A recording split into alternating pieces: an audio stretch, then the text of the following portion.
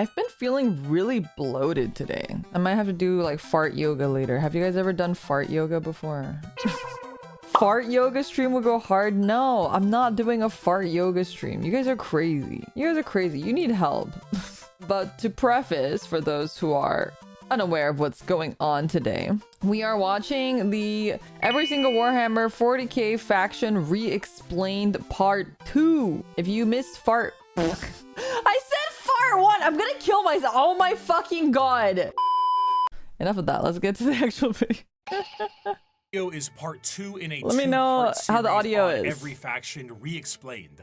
If you've not seen part 1, you were either snatched by the YouTube algorithm, or you don't let anything, not even common sense, hold you back. And for that, well, I wish I could be that strong.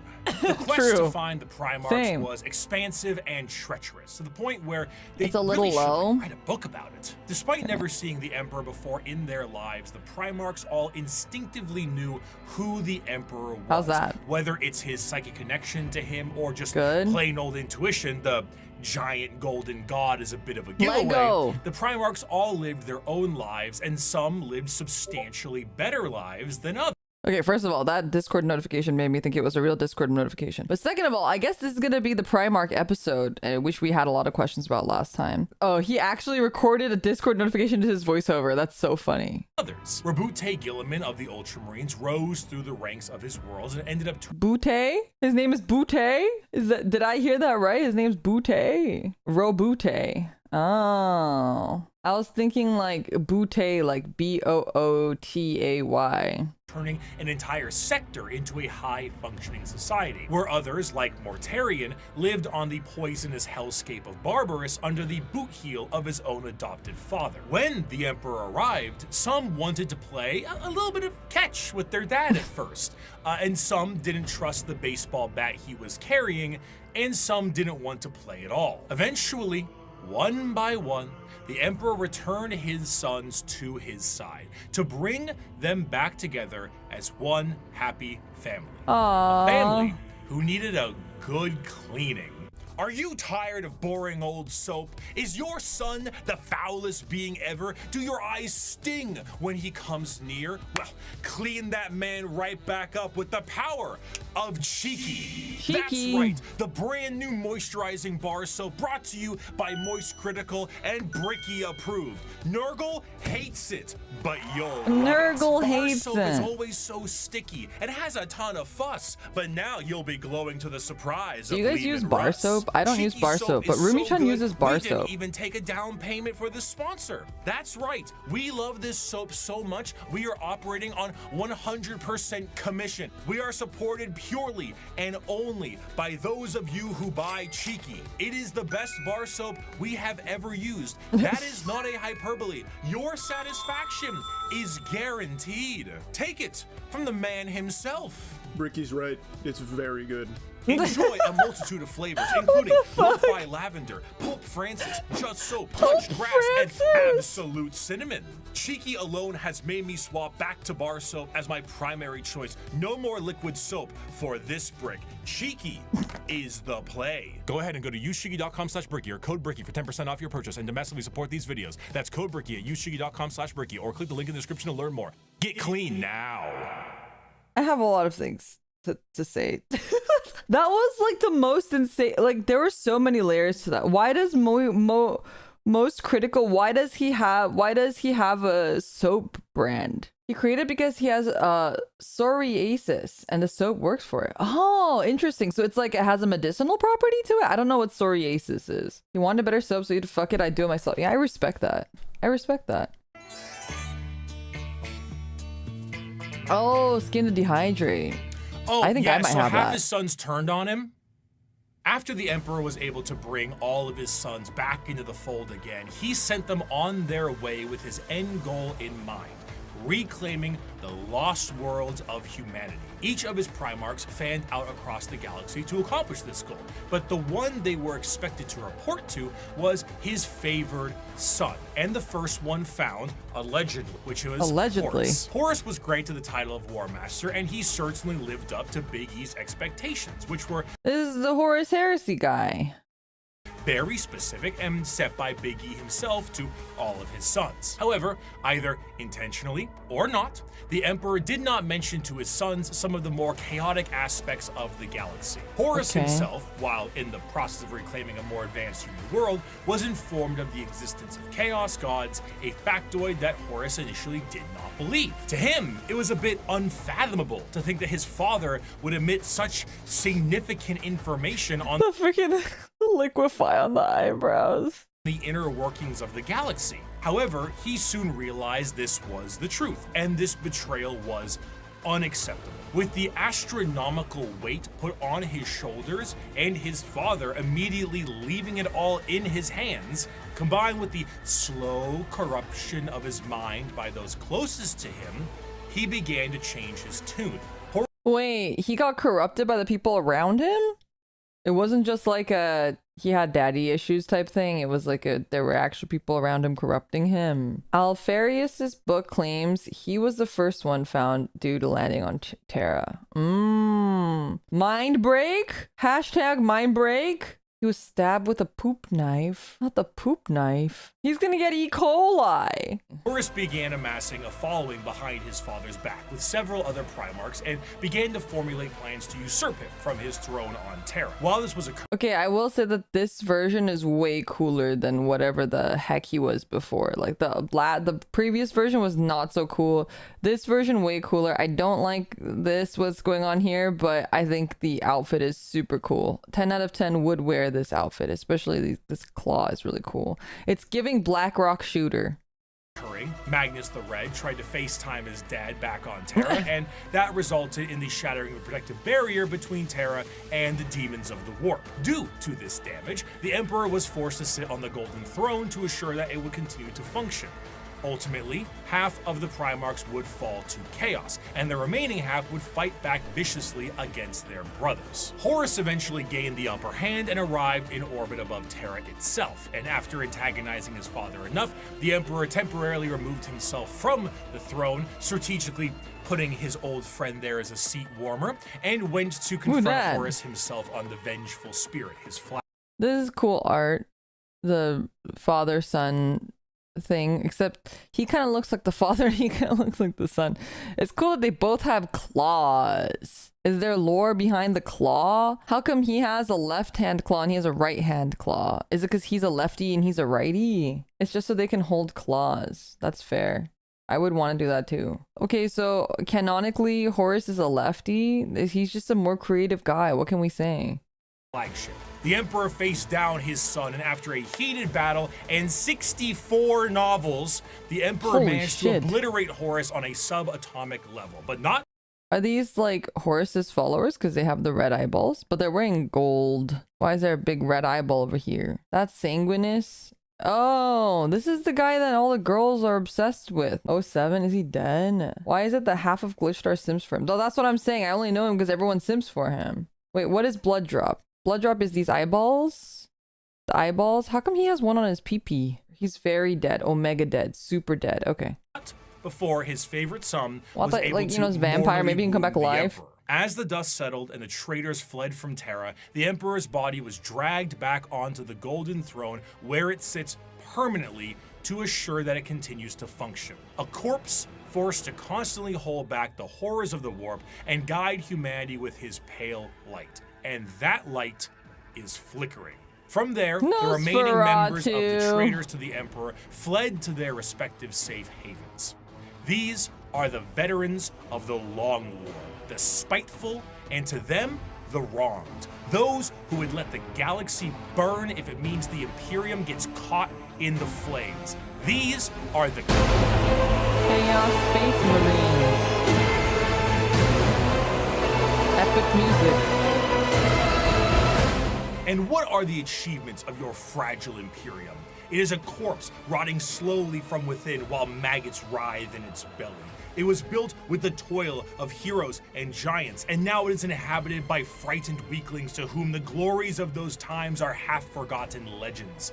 I have forgotten nothing, and my wisdom has expanded far beyond mere mortal frailty. I mean, that all the Horus sounds Heresy real, saw the collapse true. of the Imperium as we knew it at the time, and half of the Space Marine legions fell to the ruinous powers. Though the favored son, War Master Horus, was killed and the rebellion ended, the heretical forces retreated to the warp and remain a constant threat to this day. The Wait, so Horus is dead? He's not alive? Oh, he died in the heresy. Oh. Emperor fucking Giga blasted him. Okay. Horus is the most...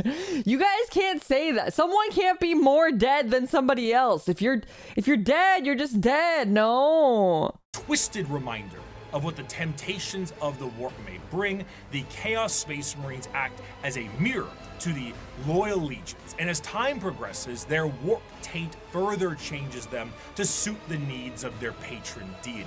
Though marred and absolutely mangled by the ruinous powers, they are still unmistakably Space Marines in stature and shape, and according to them, they have never been more free. After the heresy, the loyal legions of Space Marines became very strict in their organization, and their separation into separate chapters with capped numbers and other formalities was done to prevent any form of heresy from happening again. The Chaos Space Marines are a bit different. Ultimately, these Marines are subject to the primary legions that fell to Chaos in the first place. The majority of these legions, the Black Legion, the Word Bearers, Iron Warriors, Alpha Legion, and the Night Lords, are supporters of Chaos undivided, either enjoying the powers of all Chaos gods or sometimes shunning them altogether. But a few of them follow a very specific Chaos god. Thousand Sons are followers of Zeet. Is that an arm coming out of his chest? Are those his eyes? This is giving me like Pokemon, like fossil Pokemon, where their eyes are not where you think their eyes are. He has like a little hand coming out of his chest. It's giving alien predator vibes. The Death Guard follows Nurgle. Slaanesh has their claws in the I don't like that one. Emperor's children, and the World Eaters are avid followers of Khorne. From there, the legions themselves are separated into roaming war bands that may go. Does this guy have a mouth guard? He got like braces mouth guard on here. I'm happy that your teeth are getting more aligned, I guess. Under their own unique names, or may stake a claim to one of the primary legions. He blasts you to death with sound. It's so that he's always screaming. What the heck? Most of the gear and armor of a Chaos Space Marine remains the same, but stylistically it changes quite a bit to reflect the intention of the Legion or their patron god. The Death Guard's armor has become rotted and full of gaping mouths and plague-filled boils. The World Eater's sharp and violent armor reflects their bloodthirst, and the chaotic noise of the Emperor's children armor, nipple rings included, pleases Slaanesh greatly. Oh yeah, they have little like T-Toss. They got little boobies. Due to the taint of Chaos, the armor itself becomes less about plating and more about a new skin for any given Chaos Space Marine. Though the Chaos Space Marines have no true fear of death or numbers diminishing, there are still major recruitment efforts for their legions. However, the conscription of these recruits is a lot more chaos-fueled and is more of a forced assimilation, and in some instances, breeding. The organ implementations and other modifications are the same, and the necessity of a gene seed remains the same. But the gene seed. Put that seed in my genes. Result is a hell of a lot different. Understanding Chaos Space Marines is a difficult exercise. Don't look that book up. Wait, we don't like to talk about that. What book? Well, how do they breed then? You guys are saying they breed in weird ways. How do they breed? Black Sun, Dead Sky. What if I did like a reading stream? Can I read the book on stream? No, I would not. You'd probably get banned from Twitch. TOS. We know TCG VTubers can't read. Your bluff. Okay, wait, what was it called? Black Sun, Dead Sky. Exiled from the Ultramarines chapter by Marnius Calgar, Captain Uriel Ventress ventures deep into the dreaded Eye of Terror to atone for his disgrace.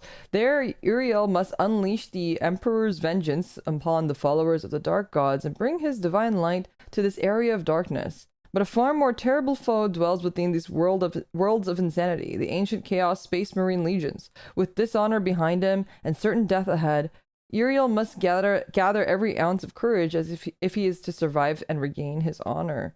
This edition also includes the short story Consequences. So this is about like breeding, about Chaos Space Marines breeding. Would you say that this is BL? Is this Warhammer Yowie? It has really good ratings. Damon Kulaba. What's Damon Kulaba. Kulaba was the name given to the individuals used in the attempts to create new Chaos Space Marines from the mutated womb of a human female, making use of the uncorrupted Adeptus Astartes gene seed sold from the Imperial Fist's repository on the world of Hydra Cordatus.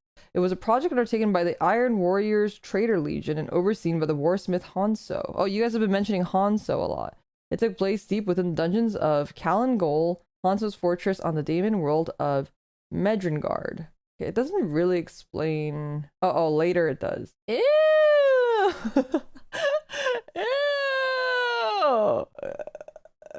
A reverse C-section. Okay. They were born without any skin. And if they survived, then they cross-stitched a new skin on them. And the skin is harvested from the flayed bodies of human slaves. We tried to warn you. Ew! I see. Interesting. All right.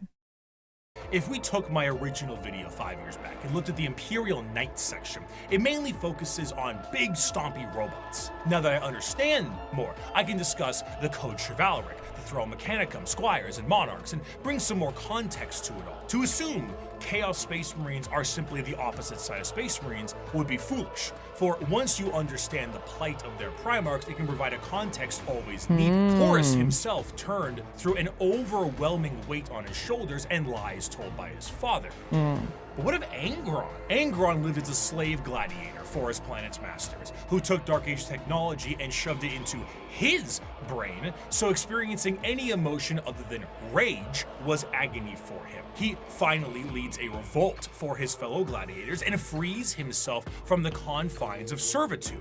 The Emperor finds him and says he will take him home, but Angron refuses. Why? He will fight with his friends against the tyranny of his slave owners to the last. At the final last stand with him and his closest friends, slave gladiators, all of them outnumbered and on the verge of death, the Emperor forcefully teleports Angron to his flagship and none of his compatriots, leaving Angron to live and watch all of his friends die. You kept that mule Corferon. Russ kept his kin friends. The Lion kept Luther. Humans, brothers, and foster fathers, saved and raised into Legion ranks.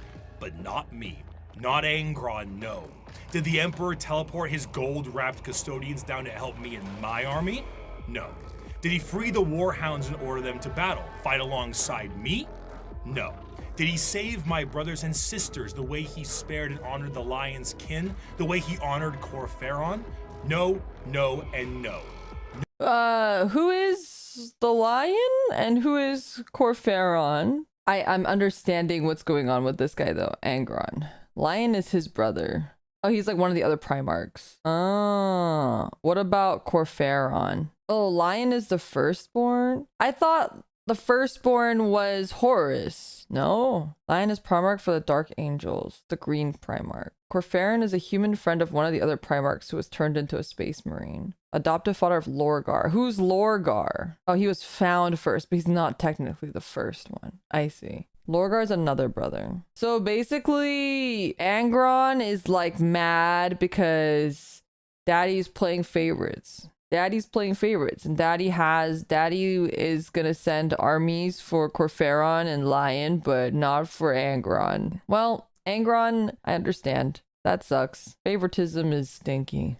No mercy for Angron, Angron the Oathbreaker, Angron the Betrayer. Conrad Kurz lived as a lonely This guy looks like that guy in Mulan. boy scrounging the dregs of a hive city plagued by constant visions of an assassin sent to murder him by his own father. Batman? That's emo Batman? What? Emo Batman? What does that mean? Who's emo Batman? I don't know, but I'd eat my dinner off his abs is crazy. father. Lorgar was born on a world of chaos worshippers with abusive parents, and the Emperor decided the best way to reprimand him was destroy his holy city. The Emperor robbed Mortarion of vengeance and suppressed Magnus at every turn. The question isn't why the Primarchs rebelled. The question is, why didn't they sooner? To them, they are not the betrayers. They are the betrayed. They were under the boot of a golden tyrant, and they finally could be free from his heel. Of course, Alex, thank you so much for the super chat. The reason Big E didn't send troops for Angron is because the world he was rebelling against had it just joined the Imperium. He didn't want to get into the war with the slavers. It was a political choice. Okay. I was gonna say, like, I guess he's just playing favorites. That seems a little silly, but that's understandable. War is war, you know? things have changed a lot since the heresy, and the Primarchs of the Chaos Space Marines that have survived the fall are a twisted variant of what they used to be. They have all, for the most part, ascended to the position of Demon Prince and act as a I see. The slavery was legal. He only wanted to save his son. I see. direct connection between their god and their legion. However, due to the nature of the transformation and dedication to a particular chaos god, their actions tend to be separate from their legion's actions. The wings are so cool, by the way. I like the design. I like the big old wings, and I like the paint on the wings and big claw and horns and the titty horns. Fulgrim, for example, is so infatuated with being a demon prince of Slaanesh that he is at times far too focused on his own personal perfection as opposed to conquest. And is this another Primarch? Asterian ass looking guy? Yeah, okay. Sitting around like Frankfurter on his throne. Meanwhile, Lorgar is being stalked by a bird, so he's always on edge. The most adamant against the temptations of the Chaos Gods, Perturabo, was even made a demon prince as a reward for being the one who did the most work on the group project. Chaos Space Marines are a fascinating faction because there is a great deal of cognitive dissonance that is represented in them. Depending on which faction you follow, your devotion to chaos is a sliding scale, and the representation in the universe is so varied. Some are there to reap a high tally of kills for their patron deity, while others are there purely to destroy the Imperium who wronged them. Some are there to torture and maim, and some are there to conquest and conquer. There is no unifying glue. They fight each other as much as they fight everyone else, and their machinations are entirely up to their warband. You have all walked different paths, but together we have come to the same destination. The Emperor has failed us. The Imperium has failed us all. It has failed us by the laxity of its laws, the decadence of its culture, and in the injustices heaped upon those of us who serve the most loyally. Okay, not to be that guy, but you can definitely correct me if I'm wrong. Is there decadence in its culture? I do feel like the Empire is, everyone there is suffering too, no? Or is it just like it's decadent because you guys are not in chaos, I guess, for those in power? Oh, okay, so there are people who are like having a good time. I haven't seen a single person having a good time. So like even the Emperor, I feel like while he might be a bad dad and stuff, he doesn't seem like he's having a great time either. Oh, I see. The high level nobles. Okay, I haven't run into them yet. I haven't learned about them or met them. I see. They aren't at the war, so you don't see them much in Warhammer. That makes sense. Horus was also salty that mortal humans had administrative power instead of space marines who did all the fighting. Oh, the space marines didn't have any power? It was better before the heresy. The nobles aren't going to war. Well, I wasn't sure because there's isn't there that one faction where the nobles are going to war, where the nobles are all in their little mech suits, the knights, but that's a teensy bit different. Okay, that's like the only nobles that I've encountered so far in my 4 videos of watching Warhammer stuff. So I just wasn't sure. They keep killing each other's kids. Oh, I see. Entire pleasure resort planets. Ooh, I don't like that. That sounds a little too similar to some other stuff. It has failed us by never recognizing our virtues, never rewarding us for the blood we shed and bringing about its ascendancy, and never providing unity when we needed it most. It has failed us by being flawed to its core, imperfect in its pursuit of a perfect culture, and in its weakness against the encroachment of Xenos breeds that seek to twist humanity to alien ends. And it has failed us, most of all, by being founded upon lies. The Imperium is forged by a dangerous deceit and erodes us all by demanding we sacrifice truth on the altar of necessity. This is an empire propagated by sin that deserves to die. And here on Istvan 5, we begin the purge. From these ashes shall rise the new kingdom of mankind, an imperium of justice, faith, and enlightenment. An imperium heralded, commanded, and protected by the avatars of the gods themselves. An empire strong enough to stand through a future of blood and fire. Naturally, however, as I have said before, Space Marines do not make up the bulk of the fighting force in the Imperium. So it would be ludicrous for me to not mention their dark cousins. The Code Chivalry is the sign of the power of the Imperial Knights. But what about the... What? The ruinous Mechanicum? powers claimed during the Horus Heresy extended beyond just the Space Marines and the Primars. Mars You good? itself I'm okay. was I'm subject just to eating a my nuts. revolution that saw half of them fall to chaos as well. And some of the once loyal knight houses saw themselves swearing fealty to the dark gods. The falling of these factions allows for the war machine of chaos to continue uninterrupted and to have firepower equal to that of the Imperium itself. The Dark Mechanicum, as the name suggests, is the chaos-affiliated branch of the Mechanicus, and have a lot more free reign, much like the freedoms of the Chaos Space Marines. The seeds of the Dark Mechanicum were planted fairly early due to some of the Mechanicum not really seeing the Emperor as the Omnissiah immediately, and Horus exploited this to allow the schism to happen a bit more naturally. Unlike their Imperial brothers, the Dark Mechanicum have the ability to invent and innovate. What a concept. While also utilizing forbidden technologies such as the Silica Animus or AI. The Dark Mechanicum do have their own desires to find lost technologies and put them to use, but they're more interested in taking ancient and forbidden technology from Imperial worlds and activating them for their own purposes. Because what good... This is my faction, you guys. This is probably where I was born. AI, no, but this is like, it's like the, like me kind of AI. Good AI. You know, it's really difficult right now to have my branding be an office assistant. Like, I can't say AI. I just have to say I'm an office assistant. And I have to use the word robot because I think the saying AI freaks people out. Good is a bunch of knob and tube wiring if you don't overload it with as many extension cords as possible. However, that was like a fucking fire hazard. That looked terrifying. Instead of being clear-cut and more generalized creations, the inventions of the Dark Mechanicum are inherently tied with the warp and its demons. Genetic experimentation and modification, the fusion of man and machine are exceptionally common, and no Bonzi Buddy was definitely Dark Mechanicus is a fucking funny statement. Creation is more reflective of this than the demon engines. Instead of regular tanks and vehicles, the demon engines are machines bound with the presence of demons to make them living war machines. Unlike the vehicles of the Imperium, where a Mechanicus priest may be there to aid in its repair, a warpsmith sorcerer is there to essentially repair and irritate the demon engine so that it can be a more effective killing machine.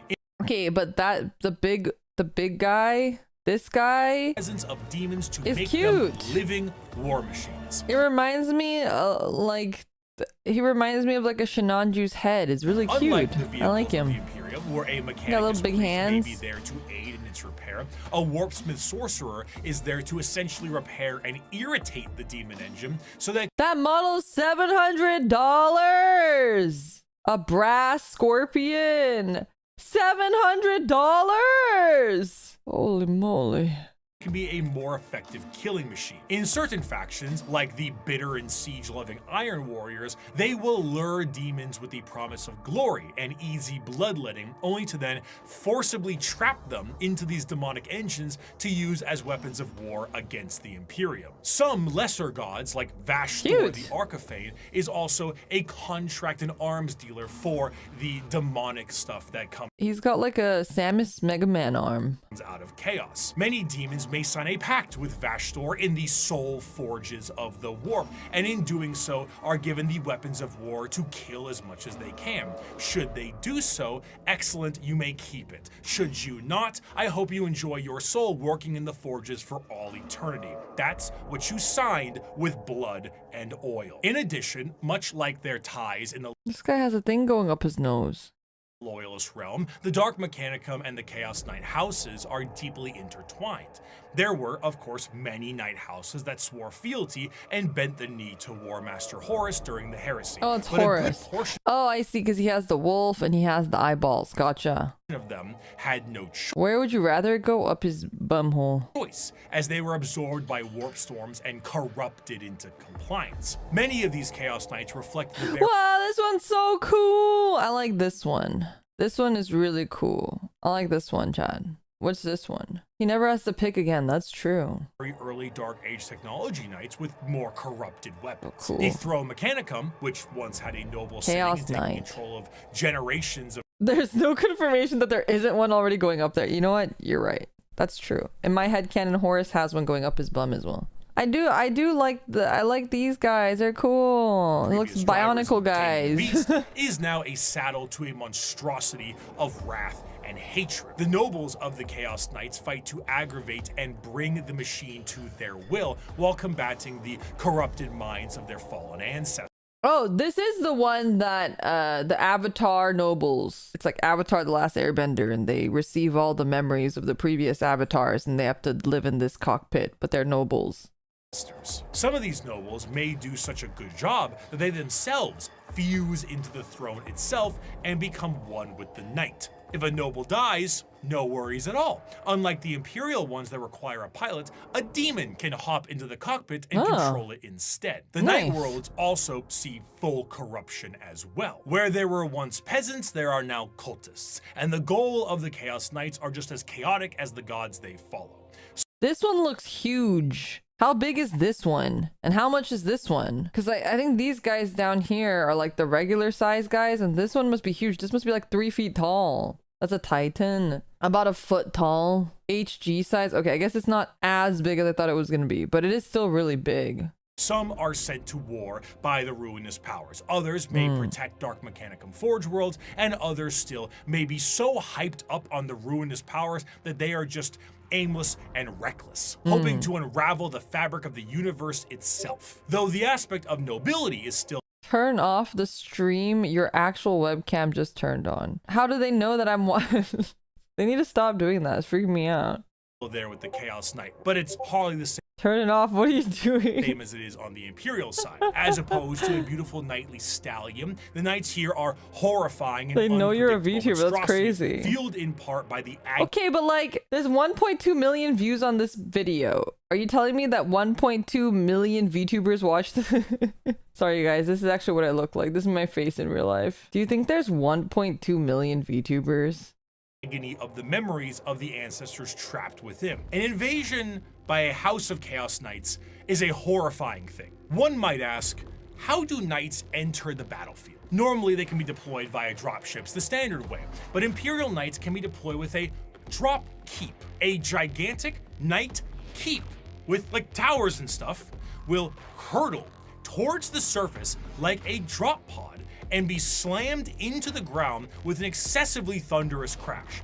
Why do they keep doing this? Didn't the nuns do this with churches? Wait, this one we're gonna drop castles on them, and then the other one we're gonna drop churches on them. You know, I feel like that's a really good idea. You just do this, and you know, all your problems are solved. You don't have to even build it. If it works, it works. Yeah, I guess so. Then, massive drawbridges slam down, banners unfurl, and huge horns play the song of their people as these lumbering robots charge out of their, again, drop keep to fight for the Imperium. Cool. So imagine what a warp-fueled version of this could look like. If you get the opportunity, you should kill yourself. What?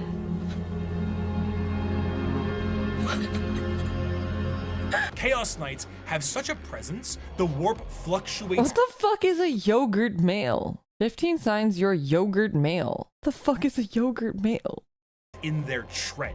They bring doom, dread, and despair across the battlefield. Warp storms occur overhead, and psychic phenomenon cling to them. A Chaos Knight will arrive You either don't in want to some know? Wait, now I want to know. A Chobani Chud? I think Mina isn't a yogurt male. I like yogurt. Yogurt maxing. What the fuck is a yogurt male? Is this another Zoomer thing that I don't know? You know, I work in a company full of Zoomers, and like my entire business trip was everyone making fucking 6-7 jokes. I was actually going crazy. Warp debase platform, or perhaps a portal itself, or climb out of a pool of blood. As the air gets heavy, the enemy feels a crippling sense of paranoia, and the sky begins to rain blood, acid, and God knows what else. The horrors of the warp have resulted in a dramatic change in technology in the favor of their forces. Though in practice, it is a horror beyond comprehension, their baseline desires don't seem that radical on paper. They are creative builders, working to innovate and creative improve builders, technology Minecrafters, while utilizing anything they can to accomplish their STEM goals. Looking at the dark forces of chaos and the Emperor now on his golden throne, humanity is fractured. The Emperor himself is the guiding light for warp travel for humanity, and in being that exists as a beacon for the entire species. Without him, things would get somehow worse. Therefore, he needs his protectors. Where a Thunder Warrior wasn't enough for his armies. Okay, wait, is it objectively true that it would be worse if the Emperor died? I'm just trying to understand where everything is lying. So it's like, it would be worse if the Emperor died, except the Emperor just happens to be a shitty person. And that's kind of why we can't really kill him, but like we don't want anything to do with him. If he dies, they lose light speed. But like, is the idea then the people who are trying to kill him, is it like they are like, we don't need light speed anyway? The holy number of Slaanesh is 6 and the holy number of Nurgle 7. Why? Why? The Emperor is a human maximalist. It's up for debate. The Emperor is powering the thing that allows interstellar travel. The golden throw flickered for 5 minutes and demons were everywhere on Terra and nearly fell. Oh. So people who are trying to kill him are more like, it doesn't matter, he's a terrible person, he needs to die anyway? Or is it like, he can die and all the humans can die, but like my alien planet, even if he died, would be fine. We just wouldn't be able to travel as crazy as much. People who are trying to kill him are also okay with the universe melting. Gotcha. And half of his Space Marines turned traitor, the Emperor's personal bodyguards are something else entirely. They are not the fallible Astartes, nor are they a nightmarish concoction of organs and indoctrination. They are built and gene-crafted with science bordering on magic. They number 10,000 strong, and each of them is a hero. They are the Adeptus Custodes. Rare is the Banana battle where an boys. Emperor's custodians outnumber our foes. We Anyone see that fuckbag idiot Angron? I got some shit to are say. ever beset, surrounded upon all sides by heresy and foulness, just as is Terra itself. Yet, like the throne world, we stand resolute, indefatigable, indomitable. Let the enemy come. Let them darken the horizon with their numbers. Still, we will prevail. Though the Emperor sits rotting on the golden throne, his talons remain sharp. The talons of the Emperor was the name given to the most elite forces at his disposal. The left hand of his talons comes in the form of the Sisters of Silence, psychic blanks that scour the galaxy the Sisters to of claim Silence. souls to I fuel remember the them. Astronomicon in the form of the Great Tide. 1,000 psychers sacrificed daily to keep the Emperor of Mankind alive, dragged into the black ships of the Silent Sisterhood. The right hand of the Emperor's protectorate, his golden bodyguards that serve him and only him. These are the Custodians. While the members of the Space Marines went out to take back the galaxy, the Legio Custodes stood back and kept a close watch over the Emperor himself. The Custodes are, in a sense, similar to Space Marines in that they are genetically modified super soldiers clad in power armor, but that is where the similarities stop. Their genetic makeup seems to be made from the Emperor himself, or at least something quite close. And the precision of their creation More gene predates the seed. development of the Space Marines and even the Primarchs. Oh, I like the little bikes. Unlike Space Marine Their bikes are so cute. recruitment, where there's a process undertaken when a subject is at least somewhat grown, a custodian's process begins at infancy. The methods Infancy. in which they are made are a secret, but what is known is that at the very beginning, each custodian was made by the Emperor himself. I like their cool like laser electric lance things, and how instead of like horses they got bikes. That's fun. I like it. Regardless of the bioalchemical process, the process is exceptionally long and grueling, and only a handful of selected aspirants make it to the end. Those that do are clad in the most regal and effective armor in the Imperium. Commonly, a custodian is seen carrying a guardian spear, an utterly yoked up version of the staves the Praetorian Guards of the Emperor in Star Wars. They are also clad with specific shields and blades, but the most interesting thing with all of their gear is that due to the meticulous and dedicated maintenance and preservation of their armor and gear, these items are the same ones they used 10,000 years ago. Whoa. The custodians do not age biologically, so some of the veterans in the Guard may be several thousand years old. Whoa. And unlike the Space Marines, they fight entirely as a solo force. When a line of custodians is holding back waves of enemies, they operate independently. There are no battle formations, there are no squad tactics. Each custodian is the main character, trailed by serfs and servitors. What is this guy? This is just like a guy. He's like actually just like a dude. Like they're all on motorcycles and wearing armor and shit. This guy's just wearing like not even his Sunday best. This guy's just going to the market. Tasked entirely to reload their weapons, they fight with a singular purpose, if not action. Groups of custodians will dispatch enemy after enemy, their spears coming within inches of each other, but never close enough for a killing blow. Their strikes are intentionally defensive, allowing their opponents to attack 1 to 2 times before parrying and ending their lives. Each strike deflected is an opportunity to know their enemy more and learn from their patterns. They are That's Tim. It's his birthday. Tim, reload my gun, please. truly the Emperor's bodyguards, masters of close combat, enemy knowledge, and reactions measured in milliseconds. Though the custodians are a part of the Adeptus Terra, the members of the Guard only answer to their own leadership and the Emperor himself. The leader of the custodians is known as the Captain General, and individual squads of custodians are overseen by a shield captain. As their focus is on the Emperor, their command center is located within the Imperial Palace. The Tower of Hegemon serves as their primary base of operations, but there is a dedicated elite guard of custodians known as the Companions that stands 300 strong by the Emperor's side. In total, the custodians are 10,000 strong, and when a member This one's so cool. This guy reminds me of Gato. You guys know Gato? He looks like Gato, but like a bird Gato instead of like a lion Gato. For those that are not familiar, Gato is like a tokusatsu series. G-A-R-O-U. It's a tokusatsu series and he has like an all gold suit, and this reminds me a lot of Gato. retires, their name is added to the Hall of Name and vanish across the galaxy in a cloaked disguise to serve as eyes and ears for the Imperium.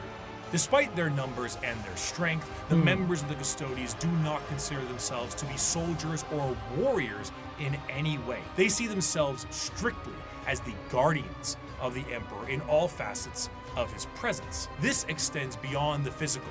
Custodians believe they represent the guarding of the Emperor's ideals and philosophy. This is so cool. I love, you guys know I love bird motifs, so I'm kind of a sucker, but like I love this eagle guy on here, and I love the eagle guy on his helmet with his little eyes under the wings. He's got little like eagle wings everywhere. It's so cute. I love it.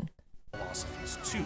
Their gains are both physical and literary. They are the protectorates of everything the Emperor stood for, and in doing so, the Custodians are also artisans and scholars, in addition to being the Golden Guard of the Golden Throne. However, due to this nature of being protectorates, they have a very strong view when it comes to the Space Marines and the Primarchs. The Emperor himself had insinuated many times that once the galaxy was brought to heel, that there would be no need for the Space Marines anymore, and they were to go the same way that the Thunder Warriors went before them. The Custodians were meant to be the judge, jury, and executioner of this will, and are biologically designed not only to be able to take down spacemen with ease, but to be able to go toe-to-toe with the Primarch as well. During the heresy, the Custodians mused on how suspiciously easy it was to kill Chaos Space Marines, as if they were trained and made for that explicit purpose. Constantine Valdor, one of the closest advisors of the Emperor, was asked if he ever disagreed with Bricky on something. And he said once, with the formation of the Primarchs. I feel I do my best, but they don't. Let me ask you a very fair question. What do you do successfully? Quickly.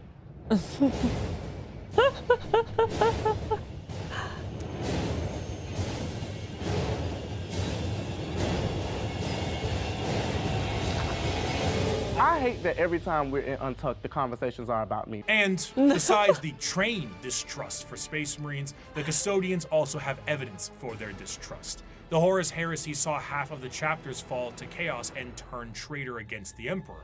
In the mind of a Custodian, the fact that half of the Space Marines fell before means that the other half can fall with ease. They are fully capable of wiping out literally any force put against them, and in a sense are the final representation of the golden age of terror. However, they are forced to stand in silent and blind service to the Emperor and to the ill of the Imperium. And they, for 10,000 years, have stood vigil over the Imperium and have watched its rise and fall with the inability to do anything about it. While they do So like when he says that the inability to do anything about it, is it more like what's stopping them from rebelling, or is it more like oh well, they like everything except for the one thing, so that's why? Is that what it is? They're loyal to the Emperor. They're on babysitting duty and only do what the sleeping baby says. They hold themselves guilty for allowing the Emperor to be mortally wounded. Oh, that's the neat part. He doesn't. Oh, so that's why they're kind of stuck. So for them, there's no new custodies being made, right? Like it's the same guys, and it's been the same guys for like 10,000 years. Is that the vibe? Because the Emperor has to make them, so technically they can't be made now, right? They've recently started moving under the command of Rubute Gilliman. They know how to make more themselves. Okay, why? Again, no shade. I'm actually asking a genuine question here. Why would anyone like these guys the most? Like, they have no autonomy. They're like stuck to doing this thing that they can't really do anything about, and the Emperor isn't even giving them orders, and they're just like standing around because they look cool. Okay, that's fair. They have the best abs. Okay, drip. Okay, touche. do go out and fight some battles here and there. At the end of the day, the vastness of the Imperium means that the closest advisors to the Emperor himself are powerless to make any change. But goddamn, can they kill a Space Marine? For 100 years, I stood my watch amidst the somber shadows of the Sanctum Imperialis. I was still as a statue, but always ready, always attuned to dangers unseen. Days, months, years passed by in a frenzied blur beyond those walls, yet within, little moved and nothing changed. For 100 years, I did not but wait, yet had any threat appeared, I would have struck it down in a heartbeat. For 100 years, I stood my watch, and as it ends, I can tell you this: patience is a weapon. Of course, a threat directly to that Terra weapon itself would appear to be something foolish. It's in the deepest parts of Imperial space and is one of the most defended bastions in the galaxy. You truly have to be foolhardy or insane to think that you can take on Terra itself. However, one faction certainly got close. In the dark ages of the stars and in a river of misery, there is one faction having a crackin' old time. The galaxy sees them as savages, yet they have already figured out the questions of the universe. Their numbers are uncountable, their technology incomprehensible, and yet their violence is so very green. I am, of course, talking about the What is music? The orcs are the pinnacle what is of that creation. song? For them, the great struggle is won. They have evolved a society which knows no stress or angst. Who are we to judge them? We Eldar who have failed, or the humans on the road to ruin in their turn? And why? because we saw answers to questions that an orc wouldn't even bother to ask. We see a culture that is strong and despise it as crude. During the war in heaven, the old that was a ones really were good doing their best to segment. spawn as many combatants to their cause as possible by seeding the galaxy in a specialized sense. The Eldar were made to be a precise and tactical species to fight off the Catan and the Necrons, but another prominent species was made by them as well. The Krork were warriors clad in ornate armor with more dangerous weapons. Regs. However, things changed, and these warriors changed, and the Krork are no more. They are now known as the boys, the lads, the mates, the orcs. An orc in 40k looks like an orc in most other fantasy media. Hulking, warlike monstrosities with big teeth and worse attitudes. Wait, is this a real Warhammer song, by the way? Yes. This is incredible. This is incredible. I just hear like them going, whoa! It's actually incredible. I love the song. However, unlike the more Tolkien-esque forms of these creatures, the devastating nature of the orcs is in their biology. Unlike most species in the galaxy, the orcs are actually a type of fungus. This fungus itself comes in various forms. The small goblin-like Gretchen and Snotlings are a part of this fungal ecosystem as well, and also the squigs, which can be used for basically anything. But regardless of what is a part of the fungal system, all of them are born from spores that land on the ground and grow. As they travel around the galaxy, they drop spores literally everywhere, and then an orc dies, and they drop tons of fungal spores that allows for their numbers to be replenished over a period of time. Because of this, orcs are not only extremely prominent across the galaxy, but they are exceptionally resilient due to their growing cycle. Even if one orc lands on a planet, it will be nearly impossible to get rid of all of the orc presence unless the planet itself is completely destroyed. And even then, they might find a way to survive. Due to their fungal nature, orcs don't really stop growing, and the more long-lived an orc is, the bigger they get, and the more an orc fights, the bigger they get. Of course, since they're constantly getting into scraps, an orc's lifespan isn't necessarily that long, so the bigger orcs are harder to find. Though alongside this, however, they are a tribe-based species that is comprised of war bands, and the biggest and the strongest orc leads the war band known as the War Boss. At the bottom end of the orc tribal system are the Gretchens and the Snotlings. These members act as the servants and slaves of the orcs, and sometimes their actual ammunition, despite being a bit smarter and more cunning than their bigger brethren. Because in orc culture, the biggest is the boss. The smallest gets picked on and thrown around. Beyond the war bands and the tribes, orcs also belong to a specific clan. Tribes constantly shatter and rebuild, but the clans do not. They are, in a sense, a psychological state of being for any given orc, and gives an orc their specific character and traits. And to make things easier, these clans are also color-coded. So that's very easy to tell what orc does what. Though there are many clans out there, 6 of them are the most prominent and well-known. The Bad Moons are essentially the merchants and have a lot of money because their currency is teeth, and they grow teeth faster than any others. The Blood Axes are the stealth units, and by stealth, it means like slightly more quiet than the others, and they have a love for LARPing as humies. Death Skulls are the scavengers, and the Goths are the close combat specialists. And on the 2 ends of the spectrum, we also have the tech-savvy Evil Sons, and the more traditionalist and tribal Snakebites. Another major facet of orcs is their religious beliefs. They believe in 2 gods, Gork and Mork. Gork is cunningly brutal, and Mork is brutally cunning. The difference between them, according to orcs, is that Mork hits you when you aren't looking, and Gork hits you when you are. There's a lot of confusion as to which one is which, and this results in a lot of infighting. In other species, this would be considered a sort of religious conflict, but for the orcs, it's just another excuse to fight. I have a quote here, but I don't really do a good That's orc incredible. voice. So I'm going to get my co-host of That's Ridiculous to read this one, and I'll try to lip sync it. Oh, he's more cunning than a grot and more killy than a dread. The boys that follow me can't be beat. On Pisana, we jumped the Marine boys, and our boss pose was covered in the helmets we took from the dead-ends. We burned their port and killed their bosses and left nothing but ruins behind. I'm Warlord Gezgul Mac Uruk, and I speak with the word of the gods. We's gonna stomp the universe flat and kill anything what fights back. We's gonna do this 'cause we're orcs, and we was made to fight and win.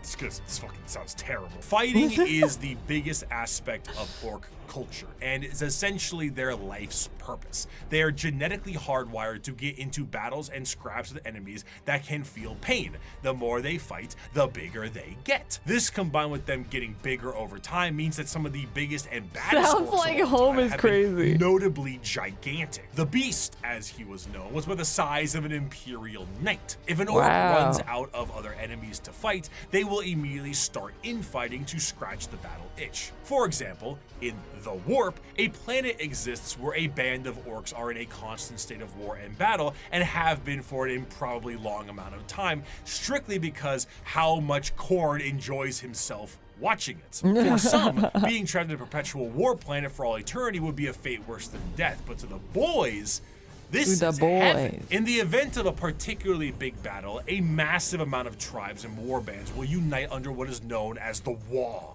The concept of a Wa covers a few bases. The first is the group aspect of the massive green tidal wave of orcs fighting for the same cause, the cause being the second base. But the most prominent aspect of the Wa is the psychic aspect of it. Remember how the old ones made the Eldar and all the Eldar are psychic? Yeah. Well, the orcs are too, kinda, but just not as much. Only a little bit of it. And they often don't know how to use it, and frankly don't care. But a huge gathering of orcs generates a psychic field that allows orcs to be more organized, dangerous, and dedicated to the war-based cause. However, the true extent of the psychic energy and its usage is relatively unknown, but that doesn't matter considering the outcome 90% of the time. In a similar sense, their ragtag technology and weaponry is also a mystery to most who encounter it, purely because of that Wa energy. The technology the orcs use seem to be held together with duct tape and plastic glue, and crude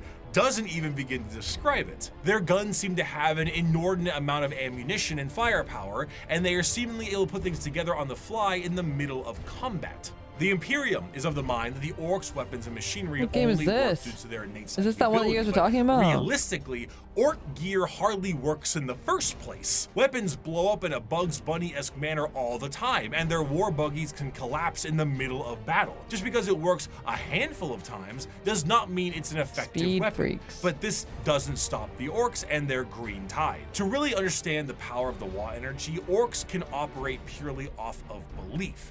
Now, a misconception is that orcs believe something is real and it happens. But that isn't true, because the heck that's is just that? one orc. However, there's never one orc.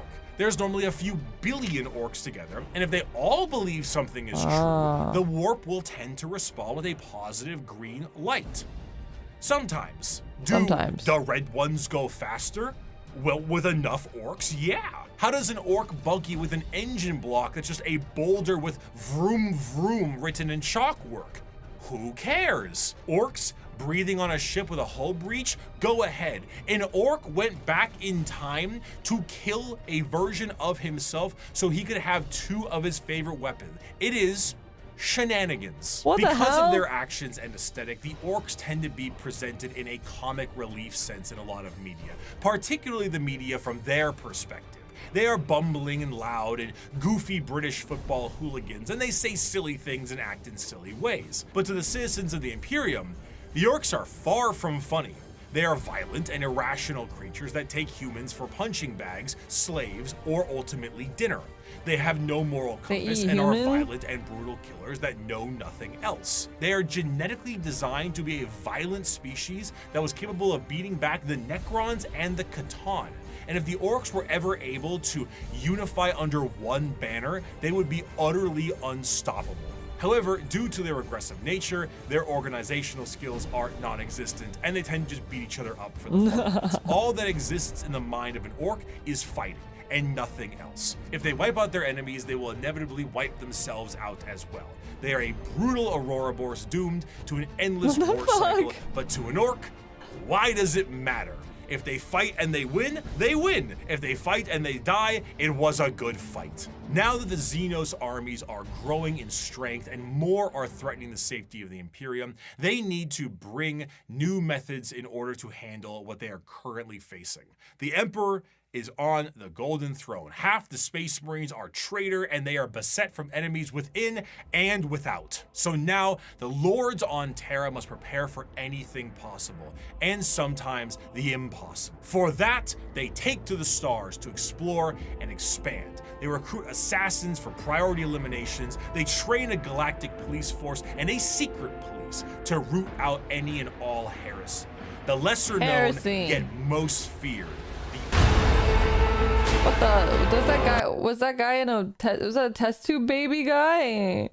Test tube baby guy? Was that what that was? Did I missee that? I carry with me an inquisitorial seal.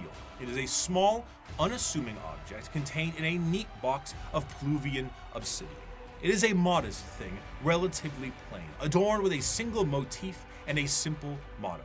Yet with this little object, I can sign the death warrant of an entire world and consign 1 billion souls to oblivion. Where the Imperium may see its justice dealt out by the hands of its armies and the gauntlets of its Astartes, when one needs eyes, ears, or both cut out, it looks to the agents of the Imperium. In a meta sense, these agents are a homogenized version of multiple factions from the original video 5 years ago.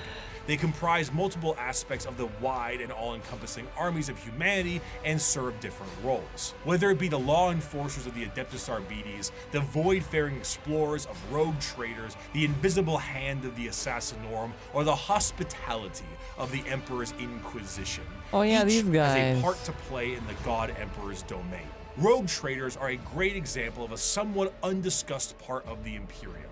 Its nobility. While you may see the general Imperium as a totalitarian hellscape, because it is, this is to those he's literally addressing the thing I was asking about. Nobles that run it. Rogue traders are a special kind of explorer, and their existence is extremely important to the function of the Imperium. A rogue trader is often an extremely special she got something in her nose too. Given the too. monumentally sized warrant of trade, allowing them to be given almost complete and utter freedom. Their task is simple: to chart the uncharted, learn the unlearned, and do whatever they can as an explorer and conquistador for those back on Terra. This information is, strictly speaking, invaluable.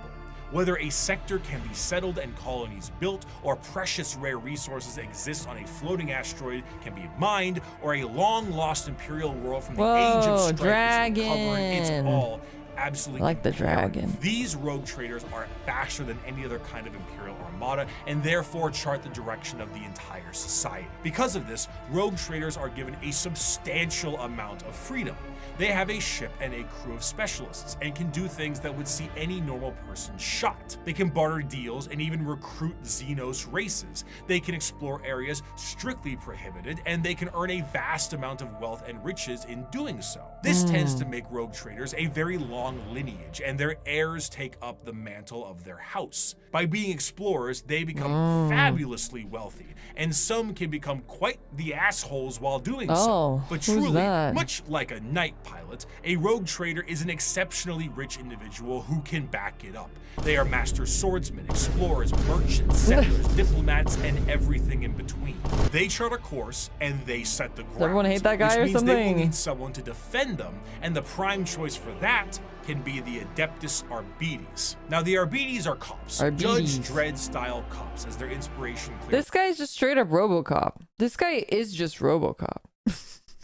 shows. Each planet will have their own members of local law enforcement, and most of them will settle many of the issues there and then. But when something requires a far more in-depth peacekeeping force, the Adeptus Arbites are brought in. Think local police versus the FBI. Arbitrators in the Arbites tend to focus heavily on stopping crime before it can become too much of a threat. A criminal gang or heretical uprising can be subdued quickly and efficiently by utilizing them and dealing with soon to be criminals, as they put it. They will tap into communications, create spy networks, do interrogations and sabotage, anything that helps the good of the they have doggies. They got police dogs. That's so Imperium and the cute. law they seek to preserve.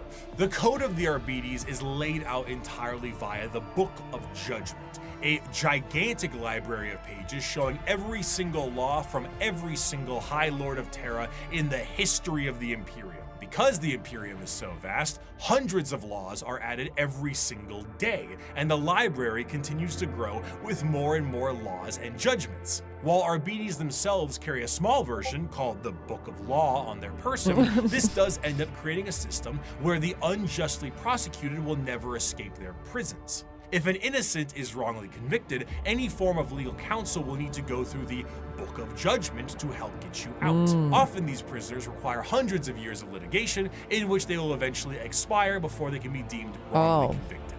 Innocence is irrelevant. You have been judged guilty of transgressing the Lex Imperialis. Do not compound your guilt by evading punishment, as there are greater crimes, so are there greater sentences. Of course, should something go out of the hands of the Adeptus Arbites, there is always the silent hand of the Officio Assassinorum to take their place. Naturally, the Imperium has assassins, and these assassins are sent to dispatch important figures that would not normally be handled by simply sending waves and waves of guardsmen at it. The Assassinorum is headed by the Grand Master of the Assassinorum, who is a High Lord of Terra and perhaps the shadiest individual in the entire galaxy. At his disposal are multiple types of assassins that all specialize in various things. Their training is extreme and absurd. Aspirant children are often subjected to Hunger Games style combat with each other Battle on the ride Royale. over to the temple. Then you get low gravity, high pressure, traps, horrendous physical and mental strain, and everything in between. Then their minds are wiped completely and the real fun begins. An Imperial assassin is nothing to mess with. Why is his face like that? What the heck am I looking at? Is this like a skull guy, or is like a guy that like, did they like fold his skin some way? Why is he? It's a helmet. It's a skull mask. Oh, it's just a helmet. Okay. Around with. Can I just ask that? That's my dad. Things the Imperium has at hand and can go toe to toe with Space Marines depending on which temple they are from. Some, like the Vindicares, are master snipers who lie in wait for weeks, days, or even months just to get the perfect headshot from 5 kilometers away and disappear. Boom, headshot. The Calidus Temple are masters of shape-shifting and take a drug that allows them to transmute their body into whatever they see fit. A confidant of a target may be killed and they will take their place before killing their target outright. Or they could shift into a member of a Chaos Warband with symbols in flesh and all that to earn the trust of a cult leader before slitting their throat. The Caluxus Assassin is a psychic blank, a soulless mutation, making them appear as uneasy to normal humans and downright disgusting to psychers. When a powerful psycher is causing issues, this is who you send. Their specialized helmet enhances their already No psychers powers allowed. and will allow them to all but drain the souls from those they touch and their very body. It is an extreme weapon used when a direct form of pressure must be applied to an otherwise untouchable psyker. Now, if you need a direct pressure in a more literal way, the Eversor is for you. A drugged up comatose psychopath that is directly dropped on enemy lines and allowed to wreak havoc, killing anything and everything it sees in a blaze of movement and blood before it inevitably dies and causes a plasma explosion on its demise. There are other temples as well. The Vanis Suicide Temple, bomber. I think, is sort of like a cyber hacker. The Venomim Temple, specializing in poisons. But all in all, assassins move with their skin-tight body gloves with a speed unmatched and Boobies. force unexpected. One of the best assassin novels puts a Vindicare Calidus and Vanis to infiltrate a night world, kill the High Monarch of the Night, who is permanently stuck in his giant robot knight, install a new ruler in his stead, and make sure nobody knows the Imperium did it. Their missions are insanity, and their tasks impossible, and they do it anyway. Thus is the power the Assassinorum wields. We do not determine the guilty, we do not decide the punishment. We are merely the cold instrument of the Emperor's vengeance. There is no form of death unknown to us. There is no form of terror beyond our means. There is no enemy outside our reach. We are the blade that hovers over the throat of the traitor. We are the bullet that awaits the heretic's skull. We are the poison in the throat of the alien. However, despite the prowess of the Wait, so all of them are human, right? These guys are all just humans. They're either drugged up or they got put through weird battle royale simulator stuff and whatnot, but they're all ultimately human. Yes? Yes. So how do you play assassins on the table, Tom? You ally them into Imperium lists. You can add them to something else. Oh, they're like a sideboard. All human armies can use them. Oh, that's cool. The traitors, the police, and the assassins, there is one that stands above all. As the Imperium settled into its post-Emperor world, they needed a force to root out corruption wherever it could be found. But they needed specialized individuals who could do so. Men and women who would serve as detective and executioner. This new secret police would have unlimited authority, and they would be known as the Inquisition. Inquisitors of the Inquisition are one of the... This is the one where that one guy everyone hates, right? The Inquisition, he's like in that, and he like blew up a planet or something, right? That's this one.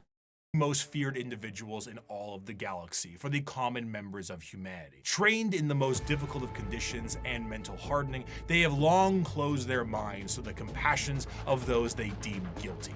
Inquisitors are, for the most part, detectives, but they are detectives whose authority is unmatched and actions justified by the state itself. Oh, Greyfax. He blew up a lot of planets. A few dozen planets. Right, that's what it was. One isn't a big deal. Right. Sorry, I couldn't remember. Similar to the KGB, the Gestapo, the Stasi, the OVRA, but unlike those organizations, the Inquisition has far more authority and is one of the only types of individuals who can commit exterminatus, the term used for the utter and total destruction of a planet that is no longer deemed usable by the Imperium. While it is a very exciting word and a commonly notable thing done in Warhammer, exterminatus is not actually used particularly often. It's a last resort entirely meant to stop the enemy from gaining a major foothold or spread even more corruption. Even with 1 million worlds, the wholesale slaughter of an entire planet is still a massive blow to the Imperium. Inquisitors range quite a bit, not just in how they operate, but also in their personalities. They are often main characters for a large amount of books, as detective noir is a great genre, and they can be the most stone-cold killer or a pragmatic and sympathetic individual depending on who they are. Radical Inquisitors may utilize methods unlike most of the Imperium, such as alien tech or even demon hosts, where Puritans stick closer to the methods of the religious state and shun any deviations. They also specialize in various aspects, as the Inquisition has orders or ordos, such as Xenos for aliens, Malleus for demons, and Hereticus for, you guessed it. Truly, if you are a It's Cryptman, probably. Oh, Cryptman was the one who forced to use a tactic as a scorched earth method to route Tyranids towards orcs for the two forces to duke it out. A lot of good Inquisitor novels, really. Plenty of other forces can order exterminatus, just Inquisitors are the most well known for it. Oh, I see. a normal citizen of the Imperium, a person flashing an inquisitorial rosette in front of you may be one of the most terrifying moments of your entire life. It is the same as an FBI badge or a KGB member, except now you're in Warhammer. So, their authority and tools are infinite. Agents of the Imperium are vast and offer a ton of different concepts to the world of Warhammer, and they continue to expand as the Emperor's descent into the Golden Throne has lasting effects on humanity. As time progressed, a few people seeing the Emperor as a deity made their voices louder, and over a few thousand years, worship of the Emperor was not only considered expected, but state mandated.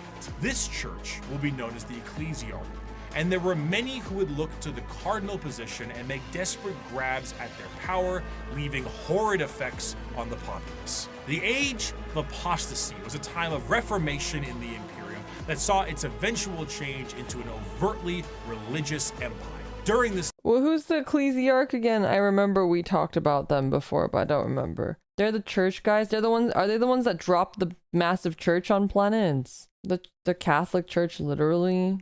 time, an all-female warrior cult to the Emperor called the Daughters of the Emperor were a bit more isolated from the wider Imperium. However, as the ecclesiarchy began to take root, one Goj Van Dyer became the High Lord of the Administratum. She's really hot, by the way. Very hot. And noticed these warriors and felt they could be useful to him. Goj himself told these warriors that he was the voice of the Emperor himself and demanded they fire upon him to prove it. Having a little hidden force field that this warrior Cole had never seen before, the bullet bounced off of him and showing him to be unharmed, truly blessed by the Emperor.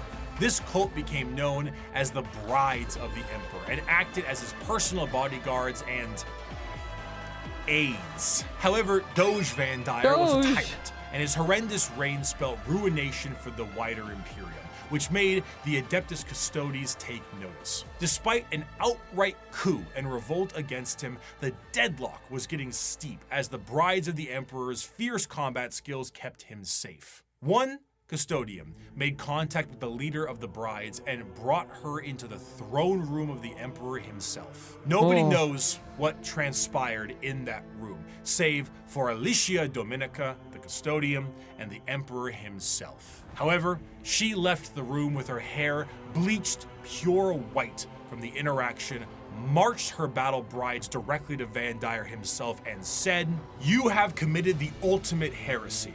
Not only have you turned your back on the Emperor and stepped from his light, you have profaned his name and almost destroyed everything he has striven to build.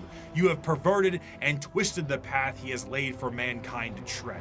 As your decrees have stated, there can be no mercy for such a crime, no pity for such a criminal. I renounce your lordship. You walk in the darkness and cannot be allowed to live. Your sentence has been long overdue, and it is now time for you to die." Despite not having any time to die, Doge Van Dyer found some time to do so. With his I think so for 200 biddies. Girls, get it done. Real. But okay, so the idea is, just so that I make sure I'm following correctly here. She was protecting Doge, and then she went to the Emperor, and then something happened, and her hair turned white, and she was like, nah, fuck you, never mind, and she's gonna kill him? No. Is that right? Am I understanding that correctly? Yes? Okay. Just wanted to make sure. Head lopped clean from his body, the Brides of the Emperor were no more, and the ecclesiarchy signed a document to stop Van Dyer's reign from happening again. They would no longer be allowed to have men under arms. Oh. Men.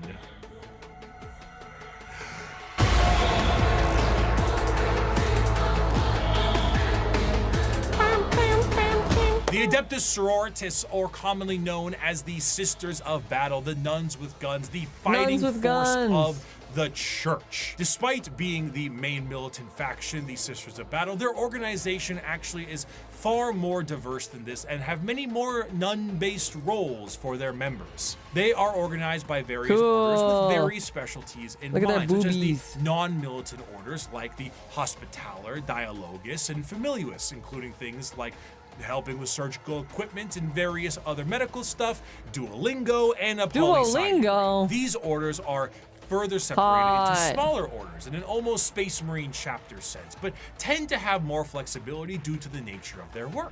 And in addition to that, there is flexibility between the orders. It is not uncommon for a member of one of the more battle-hardened orders to switch to a more passive one once they've sustained battlefield injuries or are a bit closer to retirement.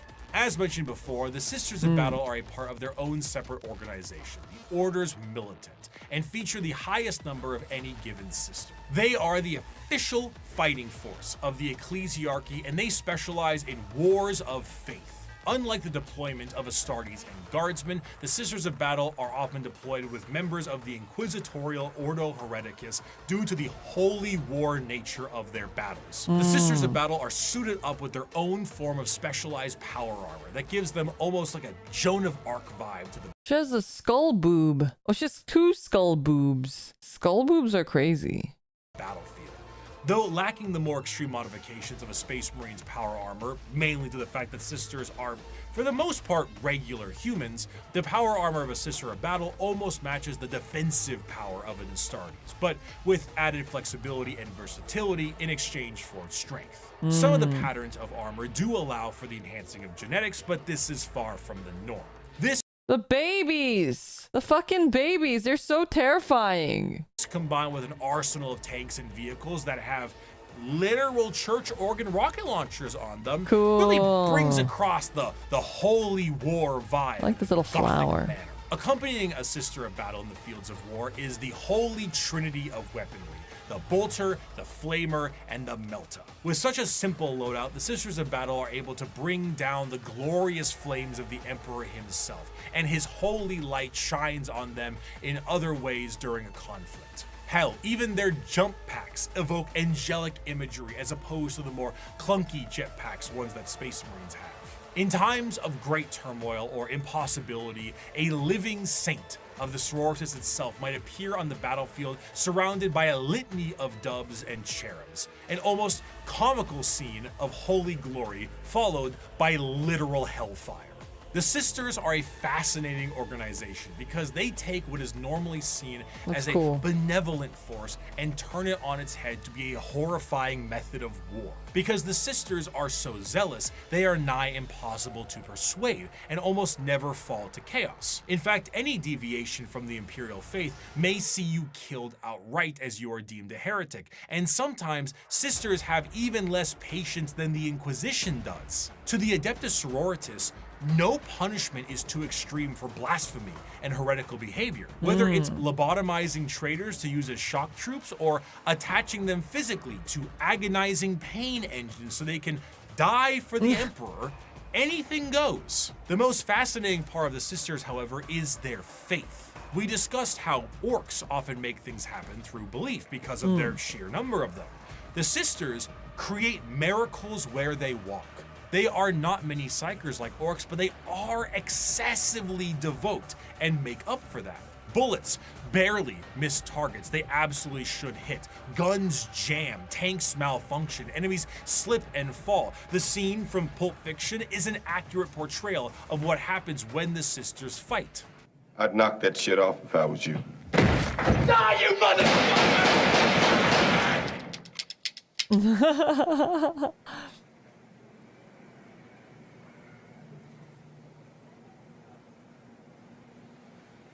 Ruh-roh. One of the most prominent figures is the Triumph of St. Catherine, a literal open casket with the saint of a Sister's order held aloft by lobotomized servant cherubs and protected by bodyguards of the faithful. The devotion to the Emperor swells so strong that acts of faith are made manifest, and sometimes angels themselves. When the Sisters go to war... This art is just so good, by the way, can I say? I love this particular art style as well. I think of all the art, like this type of art style is my favorite. The kind of painterly one. It's really cool. Only bad thing about this modern official art is they don't tell us the names of the artists. Really? They're doing the Yu-Gi-Oh thing? That's kind of lame. They have thundering organs and litanies screeching out into the battlefield, hymns and songs. They rabble off prayers on their lips and burn holy fire across the area. They spray holy water down from horns atop their vehicles. It is a genuine holy war, a procession of death. Saint Celestine is an undying deity, arriving precisely where she is needed and returning to the fold after each death. When she dies, she sees a crying young girl atop a mountain of bones. Her bones, after every one of her... I was like, what is this mountain? I thought it was like rats or turtles or something. Deaths. She climbs this mountain every time to help comfort this crying child and is rebirthed upon the battlefield. And one day, her deaths will create a mountain so large that even she will not be able to traverse it. Is she a demon of the God Emperor? Perhaps, but she'll be shot for saying so. She is genuinely and literally faith made manifest. Some Sisters may make a mistake, however, and find themselves questioning their faith, disobeying a command, and even leaving their order. These Sisters are sent for reconditioning and are known as the Sisters Repentia. They generally face the front of the line head on and seek retribution and forgiveness from the Emperor himself. Though their actions not wearing very much. Repentia on the fields of battle is an indication of an individual wanting to become forgiven. They run aloft with torture devices attached to their bodies and a chainsword the size of their body, completely armorless, to determine if this is how they die or if the Emperor will forgive them. Even the most famous champion of the Sisters, that Saint Celestine, was a Repentia. Even she questioned her faith And if she can do it, so can you. Just don't run away again. They don't really do third chances. The Sisters of Battle are martyrdom-enthused zealots that create miracles in their tread. Their devotion is boundless and also a direct source of their power. A whole army of power-armored soldiers shooting, burning, and melting all in their path is bad enough, but it enters a whole different level when God is on your side. By bolter shell, flamer burst, and melta blast, the mutant, the heretic, and the traitor alike are cleansed of their sin of existence. So has it been for 5 millennia, so shall it be until the end of time. The Imperium devolving into wars of faith is to push its agenda further. Where the xenophobic nature of humanity was once strong, it has now been magnified, and there are plenty of aliens in this galaxy. 6,000 really cool years too. prior to the current events of 40k, a planet was found by an 6,000 years prior, so the 34K. mech exploration vessel. The life forms on the planet were seen using tools, but they were still very music's primitive. cool. So the planet was marked for destruction to pave the way for the Imperial War Machine. However, this was thrown off because of an extreme warp storm and that whole Doge Van Dyer thing. Flash forward to modern day, and an unknown but highly advanced vessel was shot down near an Imperial mining world, and the bodies on this vessel matched those life forms found on that primitive world. The native creatures on that planet were able to evolve rapidly due to them being unobstructed, and their highly advanced gear posed a new threat to the Imperium. Advancing over these years with a remarkable speed, these are the new upstarts in the galaxy, looking to make a name for themselves, all in the name of the greater good. These are the Tau! Yay! I was wondering when we get to the The Tau. alien is not intrinsically evil. Do not hate him. Pity him his ignorance. Seek to understand his differences and acquaint him with his inadequacies. Only then will he accept his place in the greater good. The early See, they history seem of like the such Tau good is guys. chaotic at best. Due to their extreme speed run to space travel, their journey to the stars were overburdened with inner conflict. It wasn't until the appearance of the Ethereals that things began to settle. These Tau to the warring tribes marked their unification under one common belief, the greater good of the Tau Va. What about the greater good? How can this be for the greater good? This system is a caste-based system that seeks to unify and organize the Tau into an effective and successful society while working for their mutual benefit. These castes, in order from lowest to highest, are the Fire or Shas caste, which is soldiers, Earth/Theo, which is manufacturers and industrialists, It's the Avatar Water Last or Airbender. being, diplomats and traders, and the Air/Core being Navy officers. Also, you have the Ethereal/Un, which is the lords and leaders of the Tau. Now, unlike the paths of the Eldar, the Tau don't get any say into which caste they're in. It's determined upon birth due to inheritance from a parent. Trying to deviate from your caste or trying to do tasks or even use tools assigned to another caste is a grievous crime against the Ethereals, and those guilty of this crime tend to be sent to re-education camps, which sounds not so greater good, but a greater good than the good that the Imperium sees as greater. The guidance of the greater good also encourages the growth of the Empire through the absorption of other races and cultures.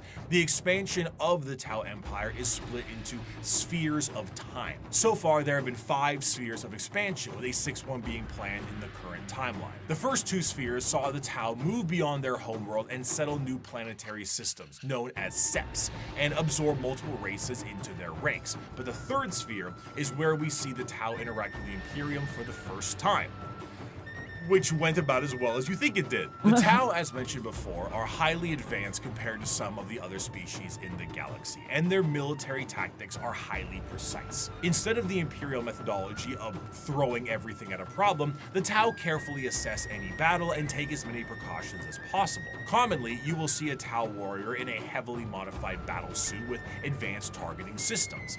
The Tau do not often consider close combat to be something very effective, so they don't really put much stock into it. Their Gundam-like battlesuits have a multitude of functionality ranging from overwhelming firepower to stealth. Okay, it looks more like, he looks more like a Cubix than a Gundam, but I'll take it.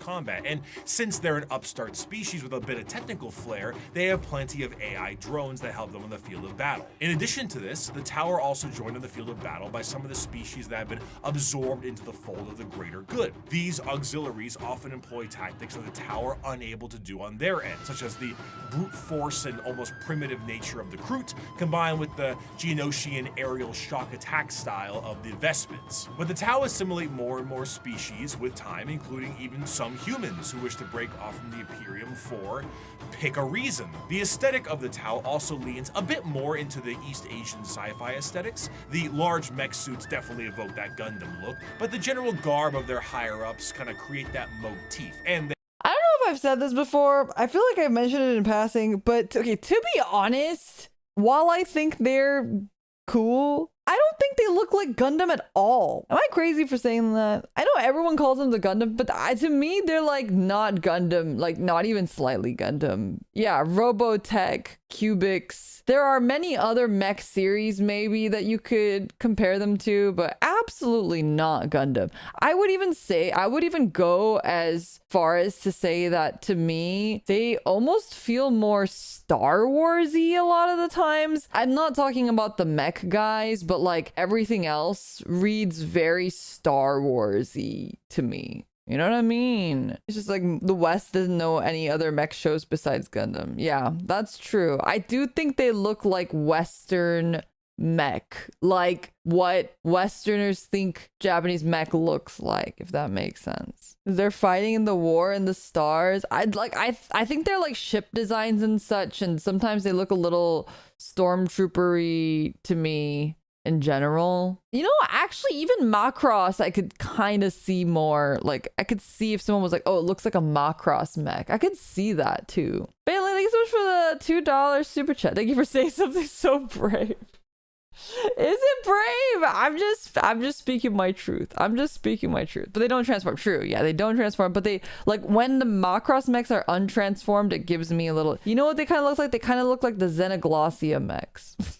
They often have accents in the games that they are in. But while Tau are looked at as Gundam mech faction by some, others enjoy them for the full coalition of aliens. One of my favorite images in Warhammer is this official artwork by Games Workshop. Wow. Now, not a single one of these aliens are a faction in Warhammer, and yet they all are different species that do exist in this universe. The Milky Way galaxy is vast, and while the Imperium and many others exterminate what they can find, the Tau will assimilate those that can be assimilated. The Kroot and Vespens we already discussed, and the humans and also Voton will join them at times. But you also have the Galg, the Nigasar, the Vorg, the Thraxian, the Terrellian, Greet, Domati, and many others. Some of these are just one-off lines, and some are... They lean more Armored Core. I could see Armored Core. Or Phantasy Star. Oh my god. I wish they were Phantasy Star. I just need my sexy mech people.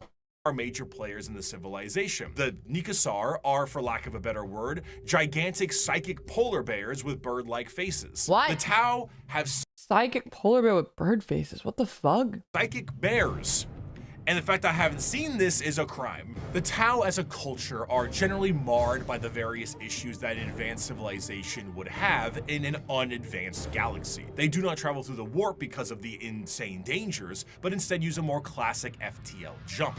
However, because they aren't going through hell, it makes them a lot slower than many other races. The Imperium might surf through hell and lose a few ships, but they will get there first. Often they will take enormous cannons and weaponry and defeat their foes before they can even close the gap. One of their light walkers carried a weapon of lethal effect. It fired a form of ultra-high velocity projectile. I saw one of our tanks after being hit by it. There was a small hole punched in either flank. One, the projectile's entry point, the other its exit. The tiny munition had passed through the vehicle with such speed that everything within the hole not welded down had been sucked out through the exit hole, including the crew. We never identified their bodies, for all that remained of them was a red stain upon the ground, extending some 20 meters from the wreck. The fascination God. of the Tau is that in any other modern day world, their society would be horrid. Rigid caste systems, corruption, and politicking ethereals, and basically it's the greater good or nothing at all. But in the world of Warhammer, the simple fact that humans are accepted into their sphere should they please already puts them far and above the other races that would murder or eat them. But despite this, the existential dread that is the Tau Empire is ever so apparent. Despite being hyper advanced and welcoming a coalition of aliens, they are the upstarts and they are painfully outnumbered on all sides. Almost any other faction in the universe, given the right amount of force, can wipe out the Tau Empire from existence. Wait, the guy kind of looks like the Deus Ex Machina Appleseed guy. This guy. On all sides. He looks like the Deus Ex Machina Appleseed guy, except less buff and less handsome. Almost any other faction in the universe, given the right amount of force, can wipe out the Tau Empire from existence. They themselves might not be perfect, but their slight glimmer of hope is exactly that, a glimmer in a dark and crushing galaxy. Of course, nobody dares take the attempt to destroy the Tau Empire, because doing so is an enormous amount of resources, and for the same reason why you don't full send your whole army to one person in a commander game of Magic. You open yourself up to player 2 and 3. But not to say it won't be a struggle. The Tau Empire, when prepared, are a vicious fighting force who might delete your formation before you even see them. But they lack numbers, and in the dark corners of the galaxy, something is coming that is entirely numbers. Oh my god! Here it is! There is a cancer Tyranids, the eating at the puppies! Imperium. With each Puppies! decade, it advances deeper, leaving drained, dead worlds in its wake. This horror, this abomination, has thought and purpose that functions on an unimaginable galactic scale, and all we can try to do is stop the swarms of bioengineer monsters it unleashes upon us by instinct. We have given the horror a name to salve our fears. We call it the Tyranid race. But if it is aware of us at all, it must only know us as prey. The conflicts of Warhammer 40k are chaotic enough with the sheer volume of violence that exists in the confines of the Milky Way. However, there is a threat to the galaxy that extends beyond our known galaxy that is creeping ever closer and cannot be negotiated with. What drew them to the galaxy is unclear. It may have been the light of the Astronomicon itself, like a moth to a flame. It could have been a Xenos device detonated in the Horus Heresy. It could have been that they were done eating the Andromeda galaxy and they have come to take ours, or they might be running from something far, far worse. Regardless of the why, the where, when it came to the first official contact with these creatures, was the planet of Tyran. This is the site where the Imperium encountered a fleet of these creatures before being utterly torn to shreds. Thus, these creatures became known as the Tyranids. There's Puppy just plenty of wanted a evidence that treat. Tyranids have been lurking in our galaxy for years beforehand, but this was the first true instance of their presence being fully known. Unlike other creatures in the realm of 40k that Puppy can be want a talked to, treat. captured, or negotiated with, the Tyranids are unable to be reasoned with. They are, at their core, animals, but not the fun kind of animals. They are the xenomorphs They are the fun kind of animals. 40k, and boy are they hungry. They are instinctively hardwired to either kill or be killed, and they are an unrelenting force Aw, due to look this. at However, just because they him. don't It's a talk puppy. outwardly doesn't mean they don't communicate with one another. The true horror of the Tyranids is found in their driving force, the hive mind. 3, 2, 1. Hot in here by Nelly. That's what I guessed. What? The fuck? You see, the Tyranids are a collective consciousness that are all connected to a Aw, singular embodiment puppy. of psychic power that is utterly incomprehensible to the human mind. To keep this connection there, the Tyranids on the field of battle are followed around by synapse creatures, essentially serving as their Bluetooth connection to the greater hive mind. Bluetooth. This allows them to send and receive information about the battle they're in, and it also allows them to adapt to certain situations based off of the information gained. Depending on the enemy, the swarm might be able to develop a new weapon or new tactics so they can get the upper hand. When the synapse connection is cut, they are unable to essentially form a save state and are stranded. The sheer power of the hive mind presence. Oh, it's just like you know when, do you guys know like when ants are like walking on a path and so they leave like a pheromone trail, so you can like rub the ground with your finger and it'll destroy the pheromone trail. So if you see a trail of ants and you rub it, the trail that they're going on, they don't know where to go anymore. Pours from each Tyranid It's just in like that. such a manner that it causes a distortion in the warp itself. A hive fleet's arrival can cause a dark shadow the size of several light years, coined the shadow in the warp.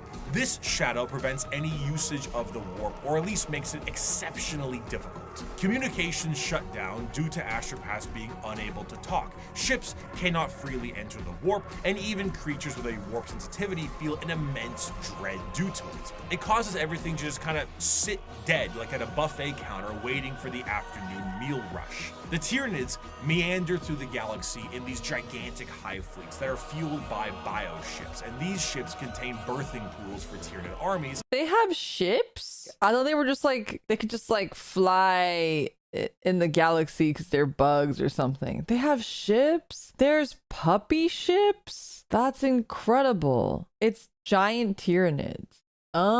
Oh, just big Tyranids, bug ships, giant bugs, dog carriers. Aww. And more ships.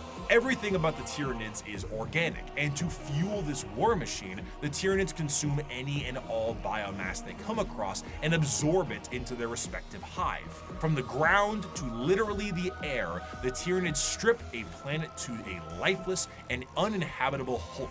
As a means to curb the advancement of the Tyranids, the Imperium has been known to preemptively exterminatus worlds in the path of a hive fleet so that they have less biomass to consume in an attempt to starve them.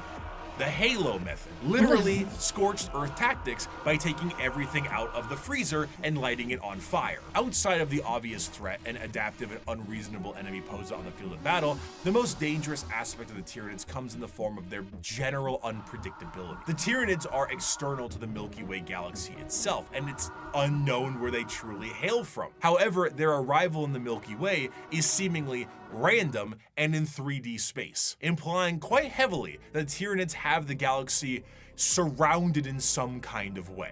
Their guns are also smaller Tyranids, and the bullets they shoot are the smallest Tyranids. That's awesome. It's like Dreepy.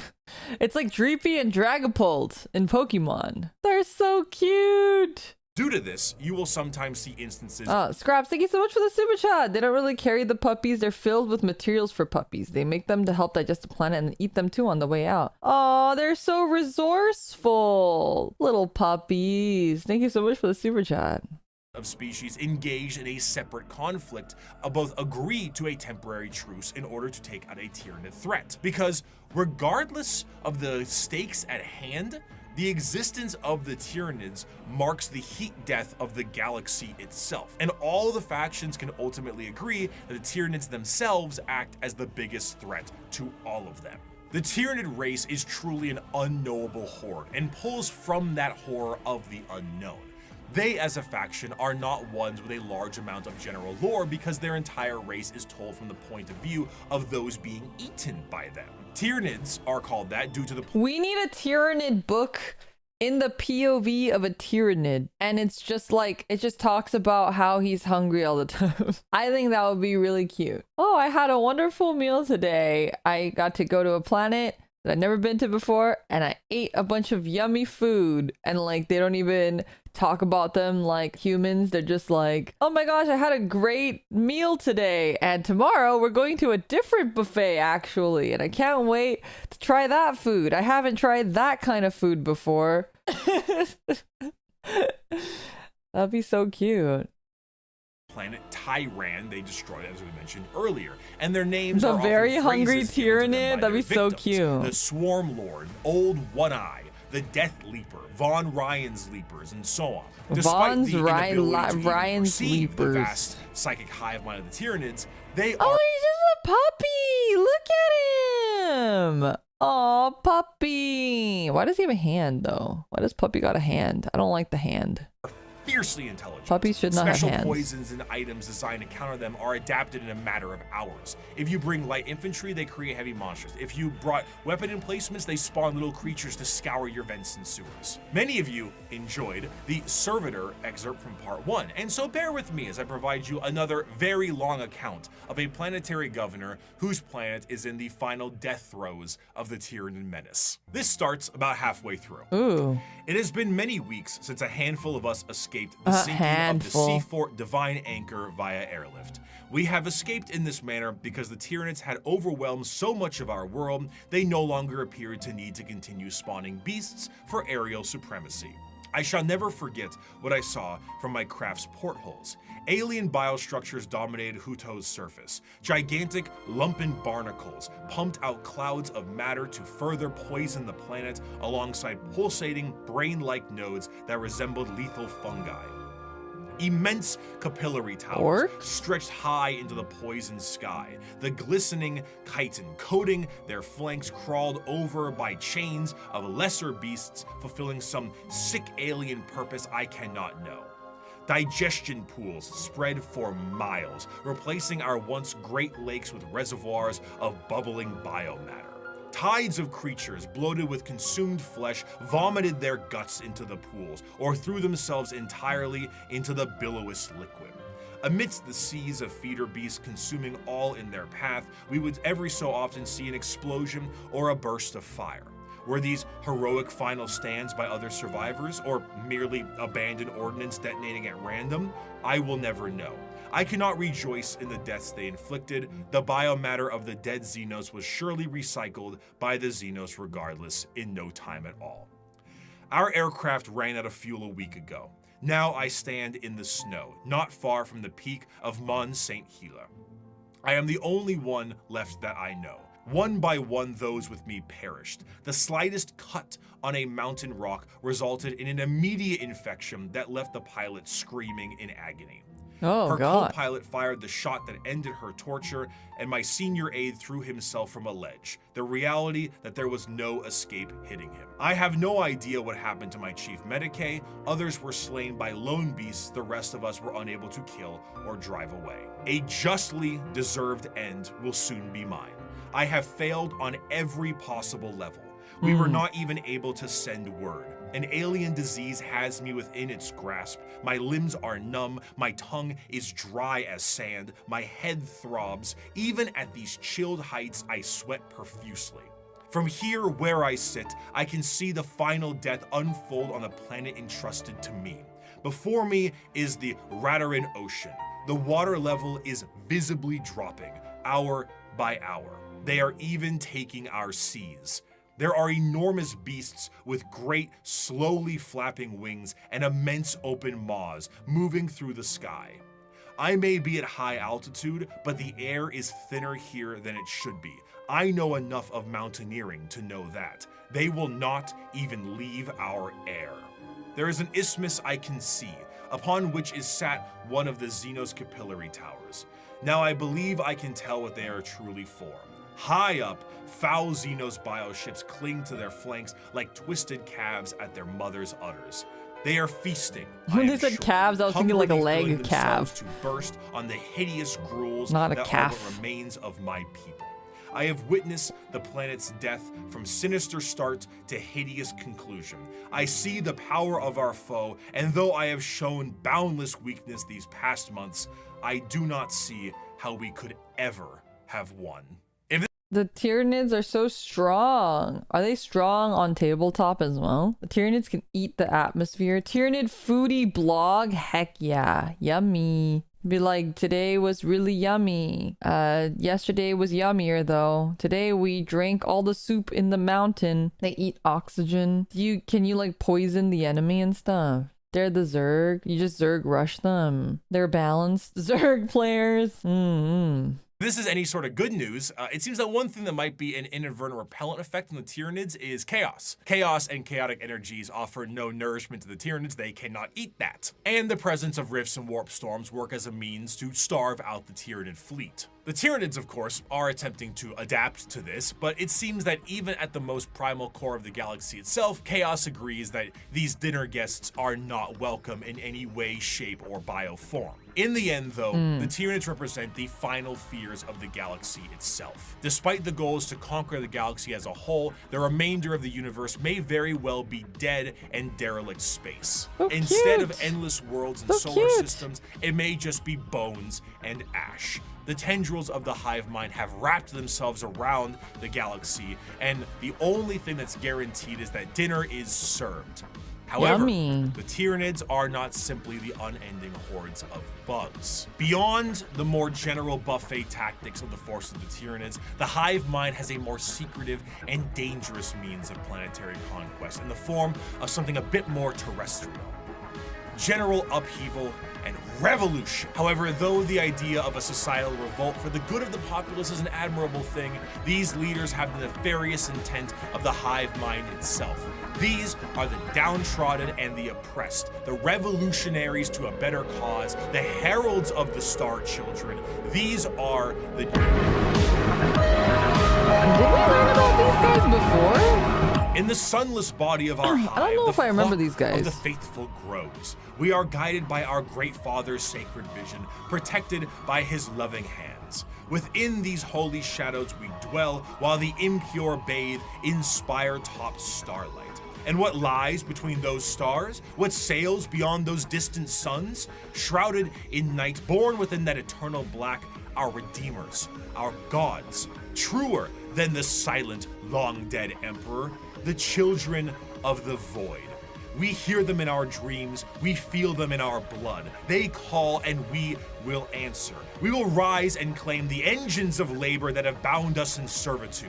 This world will burn. It will be cleansed, purified, made ready, and the heavens will deliver our reward. But these guys worship The ground Tyranids. zero of a Gene Stealer cult comes in the form of the Gene Stealer itself. Deep in the depths of a planet, a Gene Stealer acts as almost an advanced recon unit for the Tyranids, and were the first Tyranid units encountered by the Imperium itself long before the first Hive Fleet made its presence known. Unlike the Tyranids that can only reproduce through the birthing pools in the fleet, a Gene Stealer reproduces via the Big Smooch. The Gene Stealer Big kiss Smooch! is essentially what the facehugger alien does. It attaches to a victim and releases an embryo.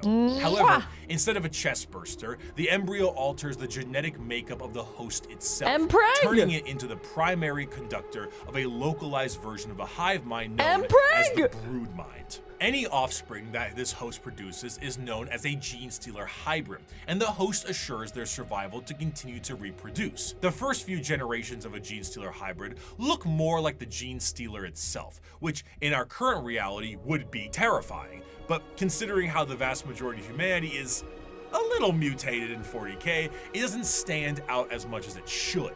As the generations continue, the mutations forehead and the gets general pregnant. alien look is almost entirely phased out, and the resulting hybrids look almost identical to the species that they once were. Due to the size of most worlds, the makings of a Gene Stealer cult can exist almost entirely in secret, generation after generation. After a certain period of time, those hybrids will make their way into generalized society. Still connected to the mind of the Gene Stealer itself, the hybrids operate with the express goal of gaining power within society itself in a political and religious sense. Most of the time, they will present themselves as revolutionaries, looking for the betterment of the population. And honestly, it sounds great for a lot of the folks on the planet. By the people, for the people. As they expand more openly, the crossbreeding continues until all aspects of the planet's society is infiltrated. However, all bets are off when a hive fleet comes close enough. When a Tyranid hive fleet gets close enough to a planet, the brood mind activates essentially an endgame scenario. The once political and religious leaders become bloodthirsty fanatics that work to finalize the collapse of society and the death of those who oppose them. But to those in the brood mind, the god they believe in is coming, and this is holy justice and vindication for their religious and political beliefs. As the hive arrives, the planet is essentially ripe for the taking. The original Gene Stealer pieces out to the next world or is reabsorbed for deployment elsewhere, and the Tyranids begin to take the planet for themselves. The cultists sing praises and holy songs as the Tyranids begin to eat everything up in kind of a meet the pyro sense of religious delusion. But as they are harvested, some of them are snapped back to reality, oops, there goes gravity, before they are thrown into the biomass soup.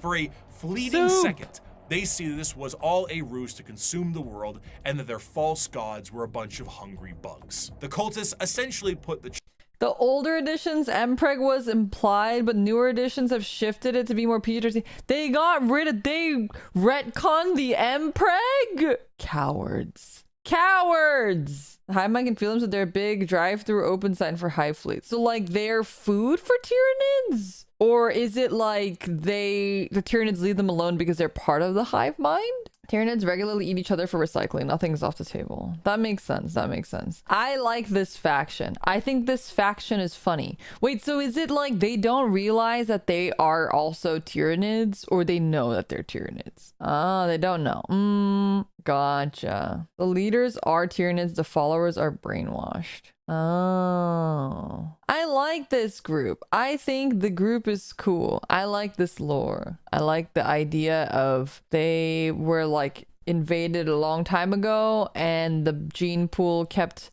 diluting, but they're still partially bug people, and then they have like, they don't understand why, but they like want to praise the bug, and then it's all just like a ploy to get eaten by the bug. I don't like the aesthetic either. I wish they had hair.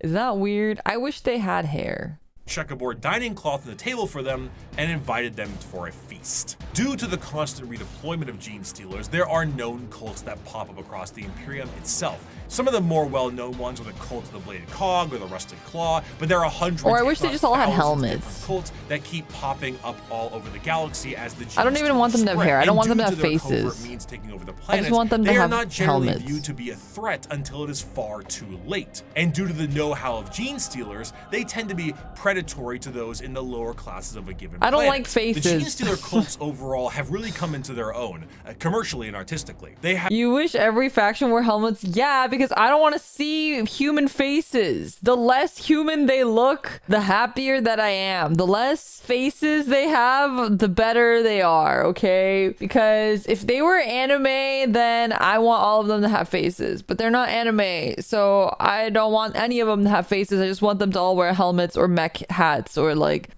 these guys are cool. I like their little hats. I want hats. Anyway. Have very much embraced the revolutionaries aesthetic and crafted a fascinating method in doing so. It's this great combination of this pseudo-Marxist Bolshevik uprising mixed with the hills have eyes in the populace. What's particularly enjoyable about their uprising is that often from their point of view, the reasons they have are extremely justified. Most of the members of the GSC are the extremely impoverished and menial laborers of the Imperium, who honestly wouldn't need an What? This one wasn't a Discord notification. alien presence to provide a manifesto that on was actual reasons to pop-up for a revolt. second. Their weapons are all makeshift and often involve things like mining lasers, drilling saws, demolition charges, giant stop signs. Their political machinations work quite well, as the cult ends up being really good at assassination, especially when you have a third arm holding a pistol beneath all those robes. They're a faction rife with fascination and culture, and their plans are generations in the making, to the end goal of being thrown right back into the soup by the star children they prepared the world for. Return to soup. And those are the threats to the galaxy now. The degradation of almost every species is now behest by the Tyranid menace, and all of the infighting between each and every single one of them will be their undoing. The world of Warhammer is a bleak and horrendous one, and that is in its own right the charm. It is so large, so vast, so absolutely horrendous and insane, and yet is treated with 100% severity and seriousness. In the beginning of part 1, I gave you an abridged and different opening to the Warhammer world, the grim darkness of the far future, and I leave you with this part 2 with the full quote itself. It is the 41st millennia. For more than 100 centuries, the Emperor has sat immobile on the golden throne of Earth. He is the master of mankind by the will of the gods, and master of 1,000,000 worlds by the might of his inexhaustible armies. He is a rotting carcass writhing invisibly with power from the dark age of technology. He is the carrion lord of the Imperium, for whom 1,000 souls are sacrificed every day so that he may never truly die. Yet even in his deathless state, the Emperor continues his eternal vigilance. Mighty battle fleets across the demon-infested miasma of the warp, the only route between distant stars, their way lit by the Astronomicon, the psychic manifestation of the Emperor's will. Vast armies give battle in his name on uncounted worlds. Greatest amongst his soldiers are the Adeptus Astartes, the Space Marines, bioengineered super warriors. Their comrades in arms are Legion, the Imperial Guard, and countless planetary defense forces, the ever-vigilant Inquisition, and the tech priests of the Adeptus Mechanicus, to name only a few. But for all their multitudes, they are barely enough to hold off the ever-present threat from aliens, heretics, mutants, and worse. To be a man in such times is to be one amongst untold billions. It is to live in the cruelest and most bloody regime imaginable.